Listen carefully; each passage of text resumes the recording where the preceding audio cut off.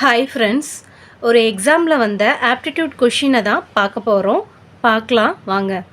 Question பார்த்தீங்கன்னா 4 + 2 = 26, 8 + 1 = 79, 6 + 5 = 111, 7 + 3 = question mark. இப்போ இந்த ஆன்சரை தான் நம்ம கண்டுபிடிக்க போகிறோம். ஆப்ஷன்ஸ் பார்த்தீங்கன்னா 410, 375, 608, 290. கண்டுபிடிக்கலாமா வாங்க. ஃபஸ்ட்டு 4 + 2 = 26 எப்படி வந்ததுன்னு பார்க்கலாம்.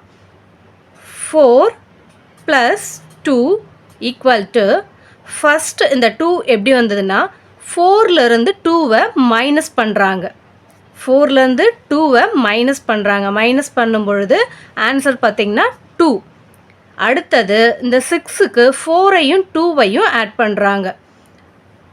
4 + 2 ஆட் பண்ணும்போது 6, 26.